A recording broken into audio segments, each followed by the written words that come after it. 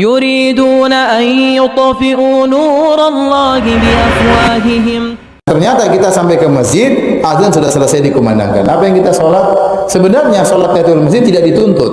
Yang dituntut adalah qobliyah subuh. Ya sudah, Anda niatkan qobliyah subuh saja.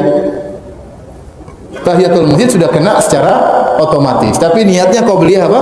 Subuh. Karena tahiyatul masjid itu yang penting, idza dakhala ahadukumul masjida fala yajlis hatta yarka' rak'atain. Jika salah seorang kalian masuk masjid, maka jangan dia duduk sampai sholat dua rakaat. Jadi bukan itu tujuannya tahiyatul masjid. Yang penting kita sholat sebelum apa? Duduk. Maka kalau kita masuk masjid, tidak perlu tahiyatul masjid, langsung aja sholat qobliyah. Maka otomatis tahiyatul masjid sudah gugur. Faham? Jadi niatnya langsung sholat apa? Qobliyah. Tahiyatul masjid otomatis sudah gugur karena kita sudah memenuhi persyaratan. Sebelum duduk sudah sholat 2 rakaat, dan 2 rakaat tersebut adalah qobliyah subuh. Tapi ada lagi yang bertanya? Ingin salam dulu, silakan. Waalaikumsalam. Niat diucapkan atau dalam hati ya? Niat diucapkan atau dalam hati, ya. Kalau kita melihat hadis-hadis Nabi sallallahu alaihi wasallam, Nabi sallallahu alaihi wasallam tidak pernah melafalkan niat kecuali tatkala beliau haji, beliau mengatakan labbaik Allahumma hajjah atau labbaik Allahumma umrah.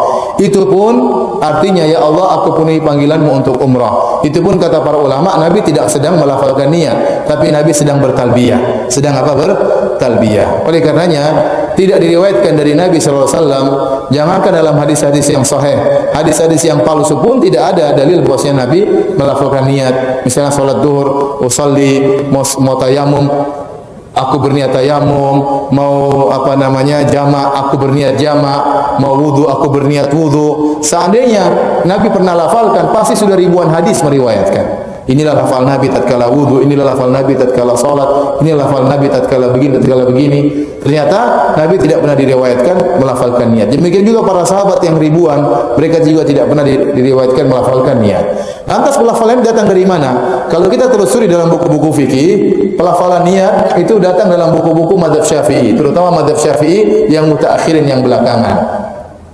Mereka mengatakan yustahabbu, dianjurkan, bukan disunahkan. Karena kalau dikatakan yusannu, disunahkan, berarti datang dari Nabi. Karena mereka tahu Nabi tidak pernah melakukannya, mereka mengatakan dianjurkan. Dianjurkan buat apa? Supaya orang mengkokohkan niat, supaya niatnya tidak goyang. Maka sebelum dia sholat, dia ngomong dengan sir, dengan pelan, sholli fardhu dhuhri, untuk mengkokohkan saja, untuk mengkokohkan saja. Jadi tidak perlu keras-keras. Usolli fardhu dhuhri 4 rakaatin. Ya, orang juga sudah tahu ente salat zuhur, enggak usah bilang-bilang sama tetangga kanan kiri. Tujuannya bukan untuk melaporkan kepada tetangga kanan kiri, bukan ya. Tujuannya menurut ulama Syafi'iyah adalah untuk mengkokohkan niat. Maka perlu dilafalkan cuma dengan apa? Sir.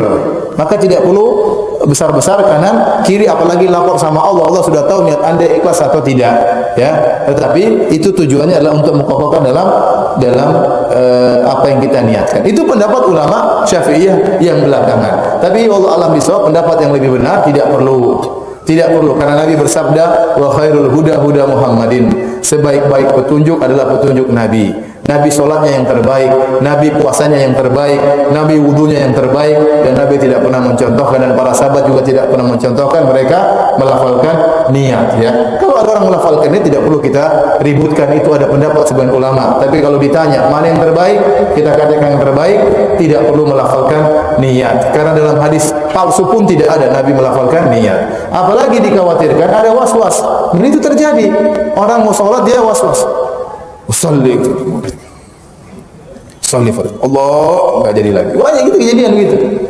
Di samping saya gelisah ulang-ulang, kasihan. Nanti diganggu setan, qul a'udzu birabbin nas, malikin nas, ilahin nas. Jadi akhirnya seakan-akan nanti begitu imamnya mau rukuk langsung dia mantap, Allahu akbar, takut ketinggalan rukuk. Jadi terkadang sampai timbul was-was. Tapi saya katakan, kalaupun Anda mengikuti mazhab Syafi'iyah melafalkan niat, maka tidak perlu keras-keras.